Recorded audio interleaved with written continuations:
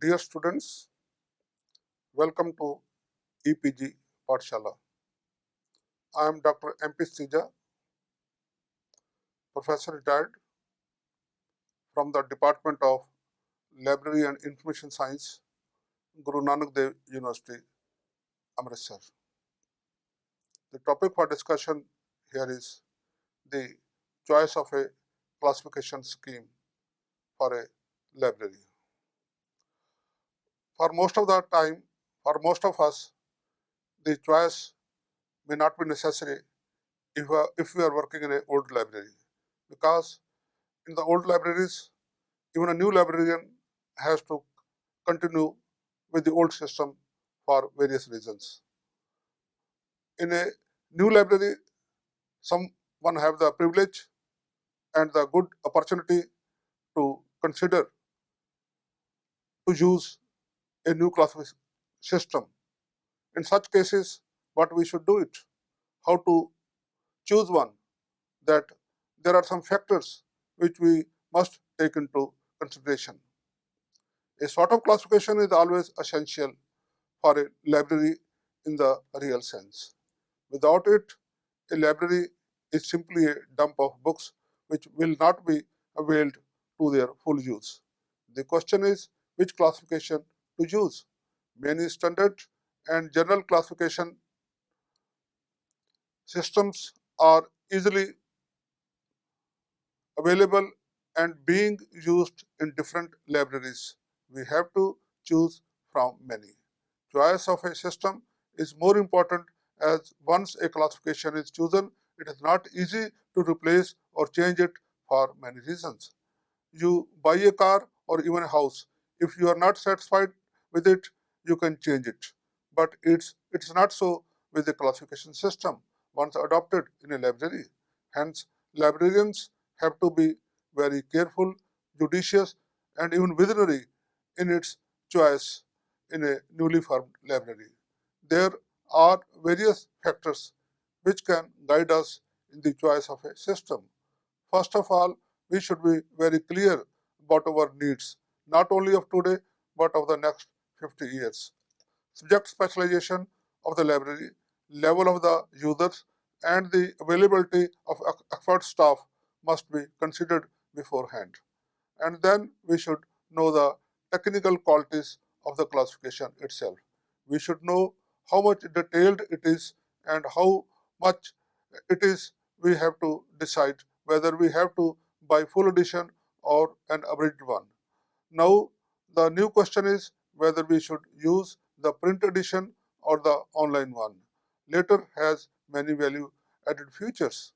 We have to know whether the classification chosen will be useful to all the subjects of the library or whether it will need extension and modification for some subjects, local subjects such as Indian history or Indian philosophy. For special and research libraries, the other question is whether to use a detailed general classification system like the UDC or the Library of Congress, or use a very special system like Moyes classification for law or art and architecture thesaurus for art libraries. Price of the system is also a factor, but it should not be an overriding one. In overall, choice should only be should be based on which there is a guarantee for the survival and maintenance of the system for a long time. We should clearly know how much detailed it is and how much current and up to date it is. General qualities of library classification system. The choice or selection of a classification scheme is indeed very important matter, as it will have enduring effect on the library services, and it will be difficult to replace it if a wrong decision is made. Therefore, a librarian has a moral as well as an administrative duty to choose the right system for the library. A library and classification have a lifelong relation. Obviously, judicious choice of such a tool is very obvious. A classification system should be covering the whole field of knowledge as represented in books in the library and is sufficiently subdivided to index everything that the library has. A general classification system should be evenly spread among all the areas of knowledge. Then classification should be available from a centralized national or national cataloging agency if we are to make the copy cataloging or to make cataloging and classification from some outside source. The classification system must be formulated with due regard to the needs of the books, aiming to provide a place for every type of publication. In every type of publication means that books in every subject and also books in every firm and for all sort of level of users. And of course, the classification system should be hospitable, that is, it should be capable of further extension and subdivisions as our knowledge grows. The system that we choose should be logical and in order convenient to the users in its arrangement of classes and subdivisions, and it brings together closely related classes that it should be in affiliated order.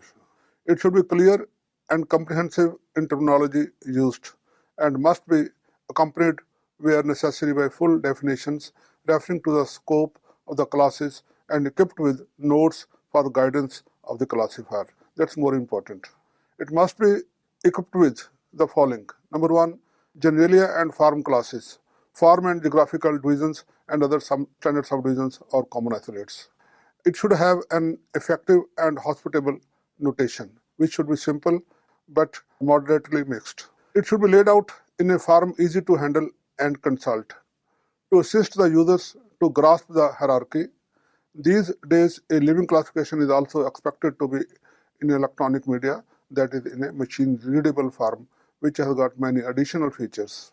And the scheme must be revised regularly, but not too frequently. It should not be some sort of experimental scheme. It should be a stable one, but as the knowledge grows, it should be revised in small doses. And of course, it should be available easily at a moderate price.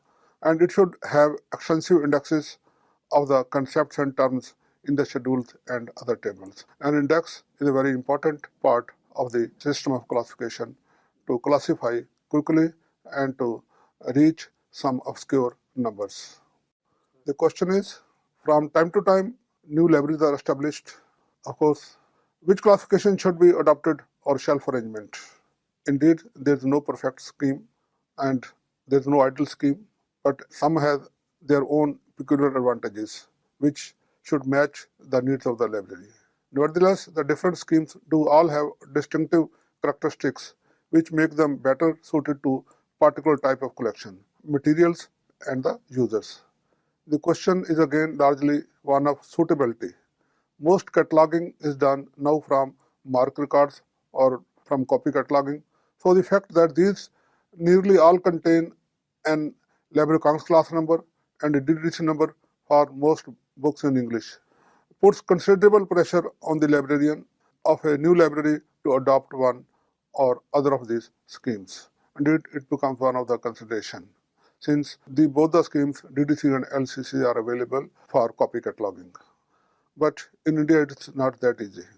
What are similar libraries using? For example, in the USA, Library of Congress is the choice preferred by most academic libraries, whereas in India, DDC is almost universal in choice. So, if we choose a classification system which is being used in our region or in our nation, then there can be uniformity and the users from one library to another library can use easily the collection available there. Similarly, a new public library in most English-speaking countries would probably adopt DDC, which is rather more suited to the needs of the ordinary users than the Library of Congress, which is most scholarly in nature and details. Of course, the use of classification in two different libraries will be only approximate because no two libraries are likely to make identical decisions perpetually. There are also advantages in the reader finding, say in a local library, the system to which he has become accustomed or uses in his own library frequented by him. Main and its branch libraries must use the same system. Uniformity in this respect tends to disregard the character of the library or literary variant of individual collections. There is nevertheless a very strong case nowadays for as much uniformity as possible in general libraries. The administrative advantage of these are many because one can exchange the number used by them, and also it will be very useful for the readers, and of course they can also find some collective solutions to some common problems. In case of special libraries, it has also been suggested that the adoption of a uniform system of classification throughout all libraries would be quite unsuitable to the special librarian due to uniqueness of their collection. Many special libraries find themselves in the position of finding very little or their intake covered by MARC records because their collection is unique. UDC may well be preferred choice because its many auxiliaries table make it well suited to the kinds of specialized material likely to be added for depth classification. Now that the standard edition is available of the UDC and it is kept up to date more effectively, it may well be the best choice, particularly for libraries dealing with science and technology. For a very small special library, say on leather technology or pen technology or banking, the possibility arises of devising a special classification to serve the needs of the organization and its members as specifically as possible. No existing scheme provides the right emphasis in terms of citation order or even order within the facet for this kind of a library.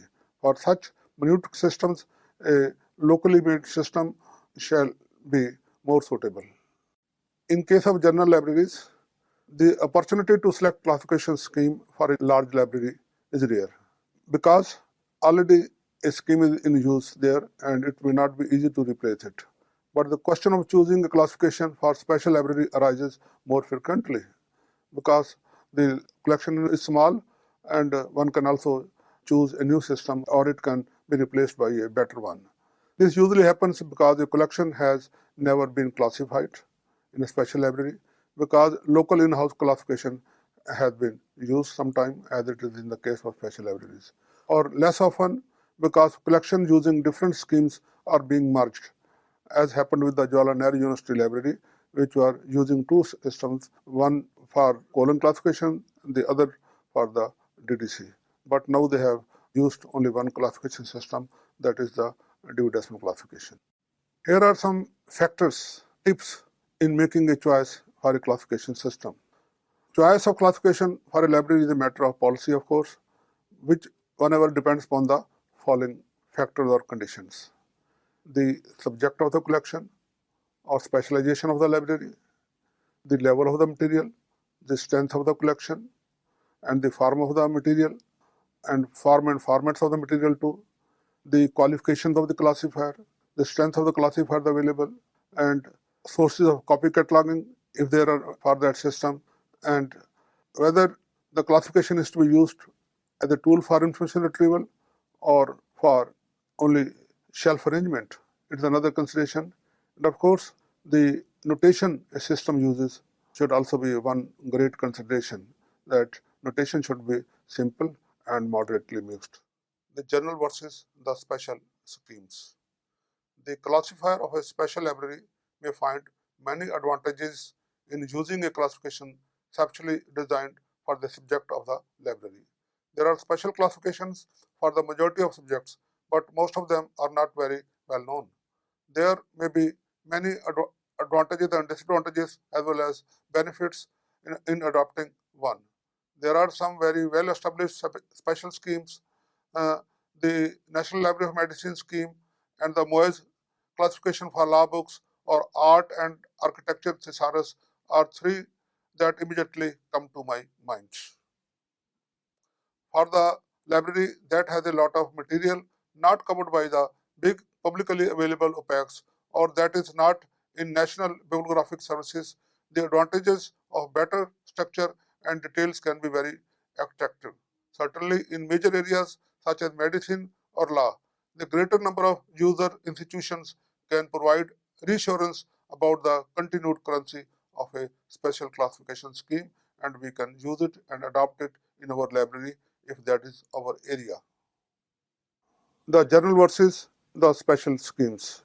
Points in favor of adopting a special scheme as summarized by Professor Wanda Bratton are as follows. The special scheme will offer a much more detailed vocabulary that is for in-depth analysis of the documents. The general order of subjects and arrangement of fringe disciplines, related disciplines, will be tailored to the needs of the specialist users of the library. The scheme will make provision for special form of publications which are available in abundance in a special library. It may be possible to find an online catalog for a comparable specialist collection which can be used as a source of classification data. We continue with the debate on general versus special schemes. Then, on the other hand, we should remember the arrangements for the maintenance and revision of the scheme may not be comparable with those of the general schemes because special schemes are difficult to revise, where general schemes, standard schemes, which are available in the market, are revised from time to time at a regular interval. And thus, the scheme may not be updated as regularly as other systems. There may be no formal arrangement to support copy cataloging or to provide bibliographic services if we use a very specialized scheme.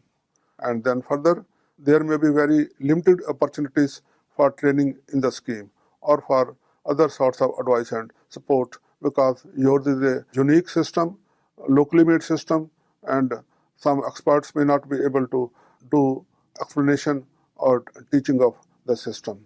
That's why it has some limitations in teaching and research also. Print or electronic medium. These days, a major decision that needs to be taken by the library is the medium of the classification system.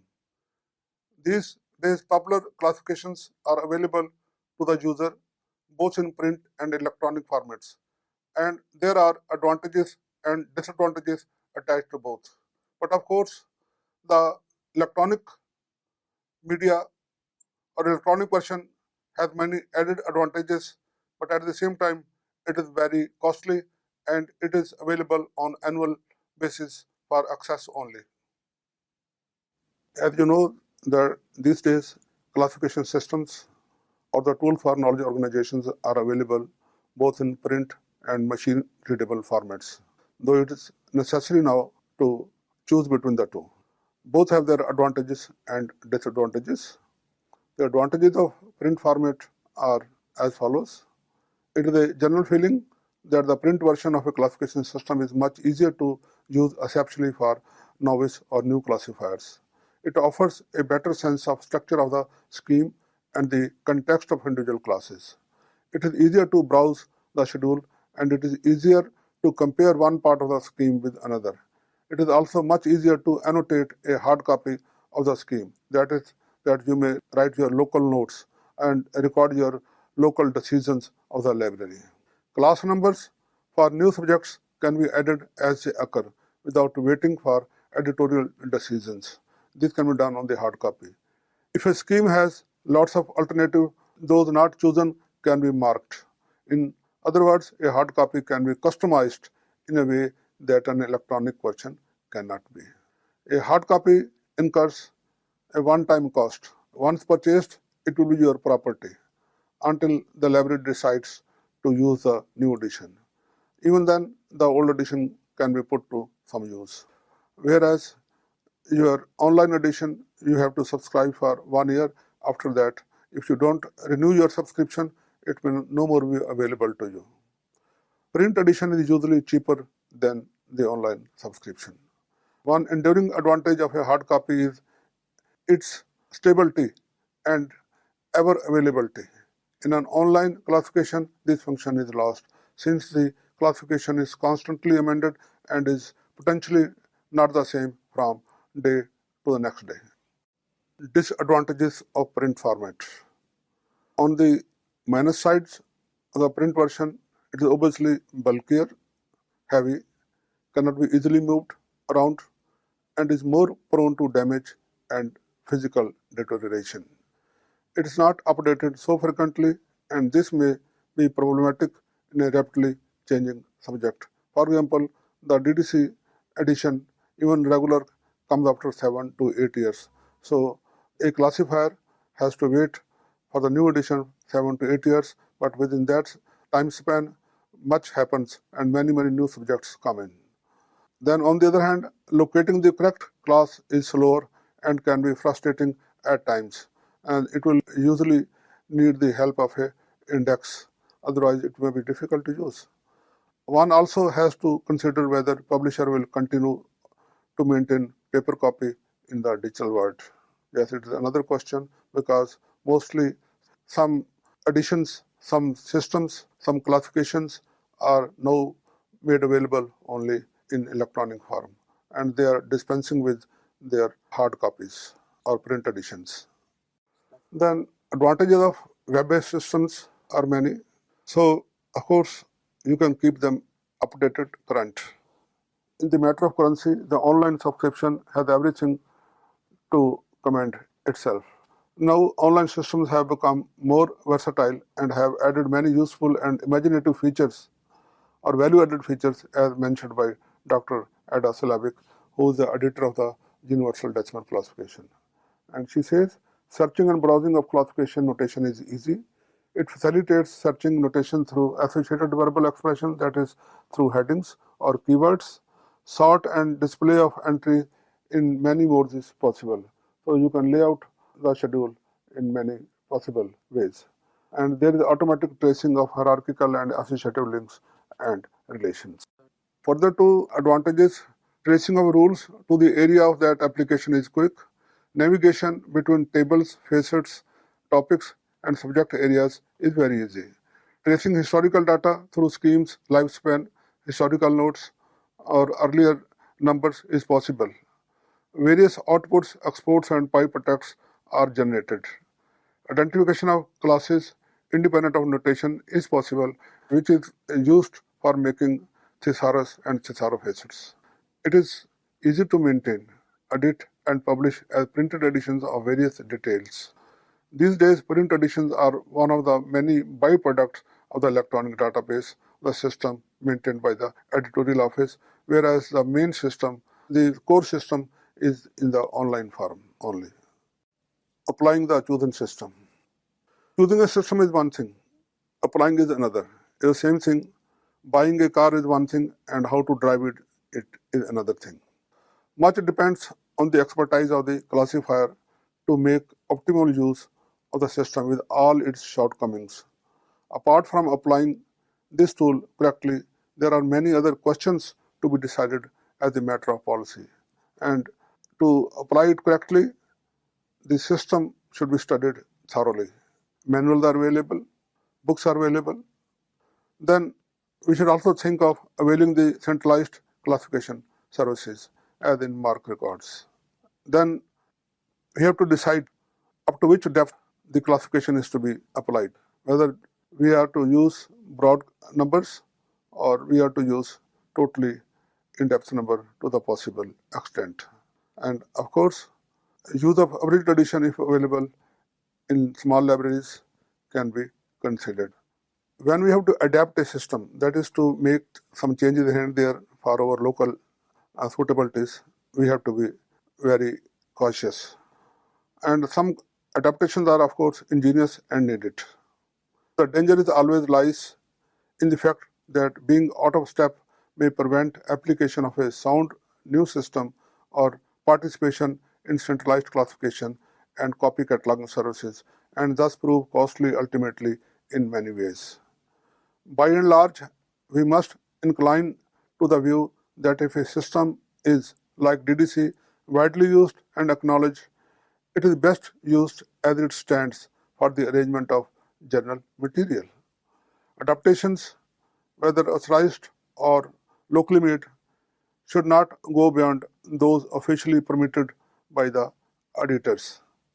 In short, adaptation is to be avoided unless the reasons for the modifications are very powerful, indeed as in Indian conditions. We have to adapt or make changes in the DDC for applying it, let us say, to Indian religion, Indian history, Indian music, and so on. The only reasonable exception to this advice is the local collection or other special material in the general library may be given local numbers. Shelf arrangement. It is useful to understand the term broken order, which indicates some disturbances of the strict classified sequence. For example, in the DDC, sometimes it is not profitable to arrange documents from 0 to 9. Sometimes the order may be broken in between to bring two related subjects together. Thus, if the library uses DDC and the large classes, language and literature are brought together for convenience, broken order is implied. This is obvious example. Similarly, we can also bring together, let us say, Indian philosophy and Indian religions, or we can also bring together the international law and international relations in the DDC. So these are some, you can call it the broken order. One can find many more broken order than which occurs when adaptations are made in the scheme in use. The whole object of broken order is to arrange the books more effectively and to promote their use.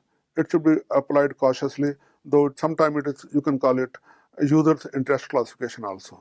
One occasionally sees many instances, so many unjustified breaks in the classified sequence that shattered order is the phrase coined by Arthur Maltby.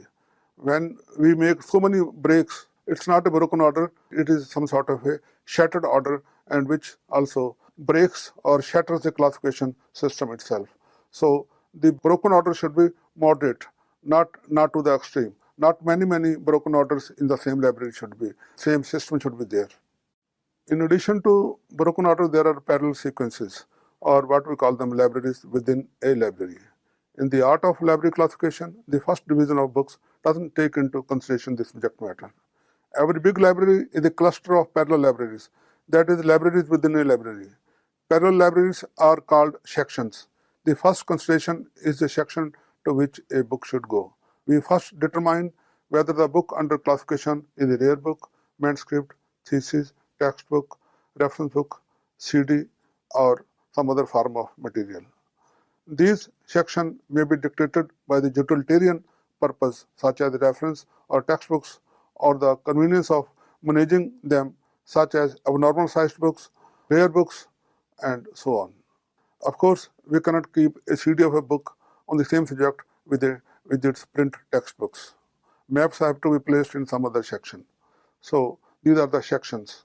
Thus, in a library, there are many mini libraries within a given library. The normal and oversized sequences do not make a broken order, but rather a parallel sequence. Likewise, we see parallel arrangements in the different department of library with their various sequences. Reclassifying a library. So when a new scheme has been chosen, we have to give numbers to all the books with the new system. And perhaps an ever greater issue than that of adaptation is the possibility of reclassification, because it involves a lot of time and disruption in services. If a library is arranged according to a system which is rapidly becoming dated and no official revision is in the offing, but a better method is readily available, should we shift over? This is the question, and of course, it is not easy to answer it. A library classification, once rooted, is harder to drive out. So you have to live sometime with this system, which may be painful, which may be not effective, but it may be difficult to change it even. The answer lies somewhere between the extreme views. Library should always be prepared to change the classification system and should face the challenge of employing the best methods available, disregarding temporary inconveniences. Some people feel that we have to live with the old system, but the question is, in computer lab, we always replace the old computers which were costly with the latest versions. Similarly, for the security of the country, the old war technology is always replaced with the latest one at the great cost to the public and to the government. But we have to do this. Similarly, we should also go in for a better system if it is surely better than the previous one for good services to the users. Some feel that reclassification of an established library can never be economically justified or cannot even be contemplated by the busy librarian. Indeed, librarians rightly or wrongly dread reclassification. But as already said, we should not be afraid of reclassifying because it involves labor or it involves time, efforts and money. But we should be clear that the new system have many advantages over the old one. Know the task of reclassifying ahead. A librarian faced with the possibility of accepting a new system must carefully consider its long-term advantages with regard to the scholarly and satisfactory arrangement of material on the shelves and other advantages it will bring. In some cases, impending automation or shifting to a new building may provide the needed spur, as it happened in the case of the British Library in UK.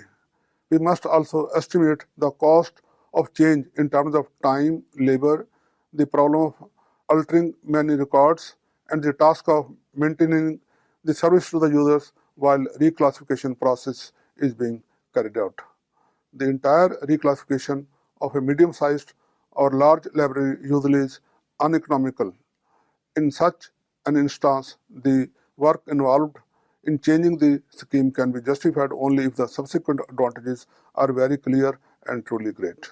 In India, certain libraries have changed from CC to the decimal classification in recent years, and in the United States of America, several libraries had switched to LC from the DDC in the 1960s. So changing from one system to another system happens from time to time in every country. Of course, librarians everywhere face this kind of problem and are quite reluctant to embark upon such a program of reclassification. No established general scheme has yet clear-cut advantages over the well-entrenched DDC for public libraries. It is true that universally libraries in India do often prefer the adopted form of DDC. How to implement a new edition? Naturally, some reclassification is taking place continually in many libraries, as when a new edition of scheme is released, it invariably relocates a few topics. So then library has to reclassify those numbers which are relocated. It is well worthwhile to reclassify any portion of the stock which is still in use and which has a location that seriously conflicts with the new recommended placing in the new edition. Osmosis method is a technique given by Ranganathan for reclassifying a library. Once it is decided to reclassify the library by a new system, the problem of converting thousands of classified volumes to the new scheme is the major difficulty. The answer lies in the osmosis method. It consists in adopting a fresh scheme for new occasions and regularly used older material only, while adhering to the older system for the arrangement of the material not in use or demand. It is thus without involving so much reorganization. It was suggested by S. R. Ranganathan as the osmosis method of reclassification. It has been adopted in some libraries.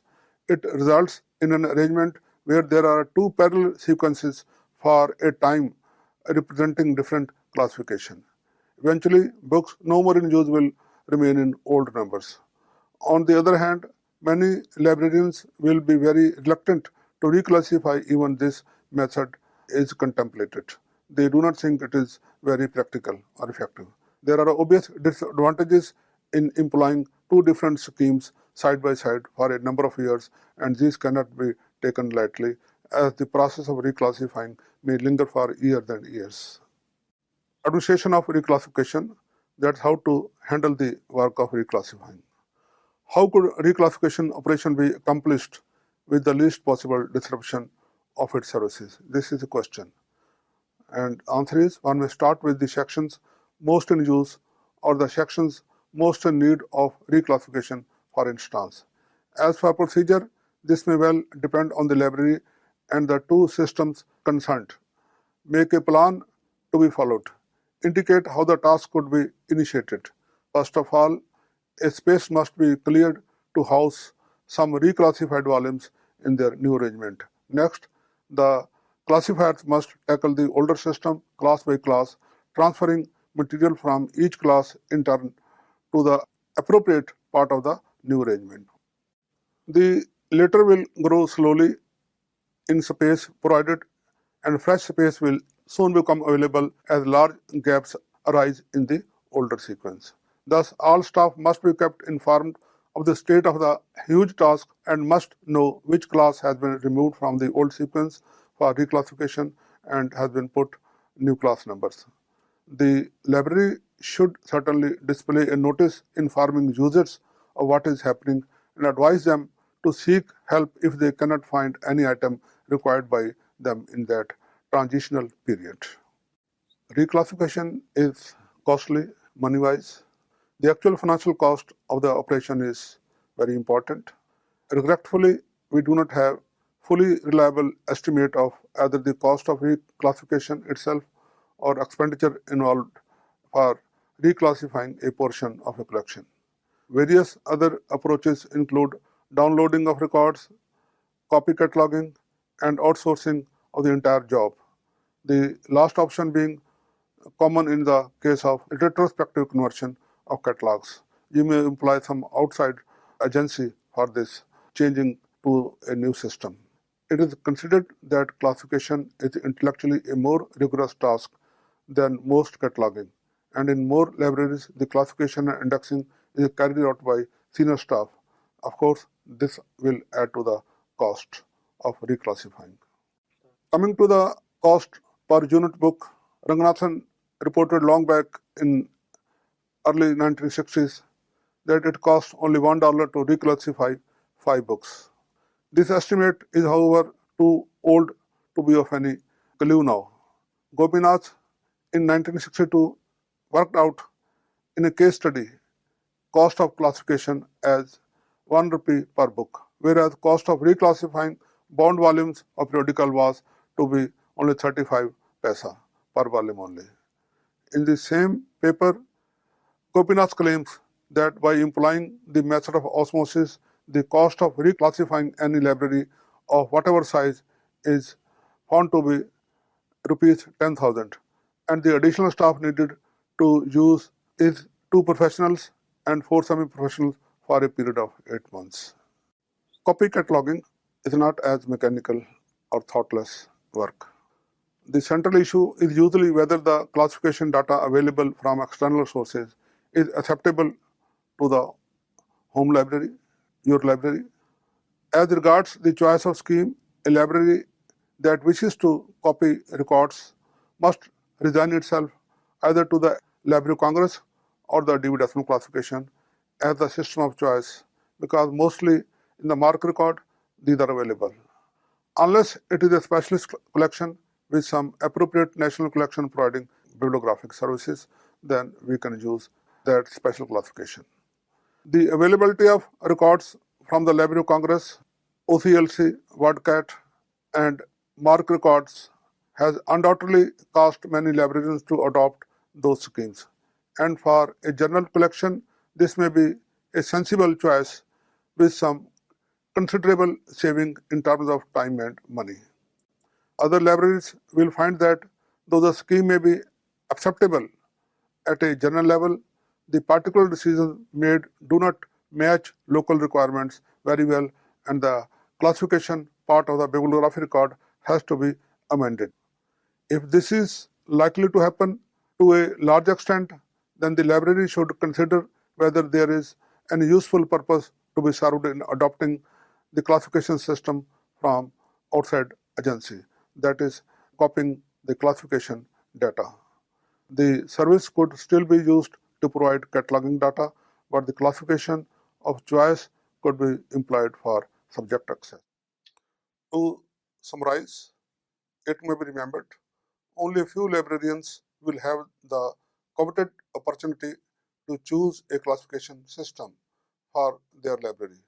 Most of us have to carry on with the system already in use, howsoever old and weak. Chance to reclassify a library is still rare.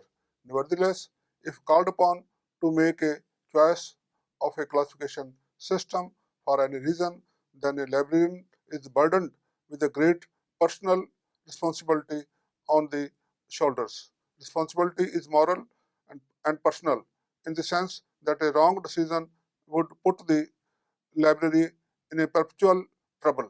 Choice needs vision and experience, as on the right choice depends the quality and efficiency of library services. Indeed, classification is the foundation of library services as you know it. The obvious factor is to be considered are major subjects of a collection, its form and strength, level of users, and types of services provided by the library. Regarding the inherent qualities of a classification, it should be technically sound, complete, current in terminology, and knowledge structure. Its notation should not be too complex but expandable. Its index should be simple, comprehensive, and relative. Choose a classification which is regularly revised but not too frequently. It should be popular in the region or across the sector for the sake of uniformity and collective solutions to the common problems and should be available from centralized services such as the Library of Congress cataloging services, OCLC, WordCat, and MARC records. These days, web-based classifications have many additional features over the print versions. The other questions are of implementing the chosen system, shelf arrangement, and reclassification. Ranganasan is of the view that we should always go in for full and minute classification. Broadly classified books prove harmful to the library in the long run, and retro conversion to the full class number is cumbersome and costly. There are journal and special classification systems. If the library is strictly specialized to some narrow subject area, then some standard specialized systems such as the London Education Classification or Moyes Law Classification may be used if available. In a big general library having some specialized collection, it is better to use the same classification for all the documents. Ranganathan claims his colon classification is versatile like the trunk of an elephant, which can pick up a small twig or a big log of wood with the equal ease. Many general classifications imported from abroad have to be adopted of necessity in a different culture. In the DDC, in-house extensions are made for Indian history, philosophy, literature, and other Indological subjects. Some resort to broken order of the standard sequence to bring together related subjects. Adaptations, if inevitable, should be kept to the minimum. Otherwise, library will be moving away and away from standardization and may not be able to avail of the copy cataloging services. Rarely, a library may need reclassification, which is dreaded by the librarians, rightly or wrongly. Some reclassification is a routine matter as the new editions of the classification keep coming, which invariably relocate some old subjects, but the reclassification of the whole library by supposedly better system should be a very deliberated project. Ranganathan advises reclassification when the old system is no more useful and the proposed new system has clear advantages. For reclassification, Ranganathan recommends his method of osmosis.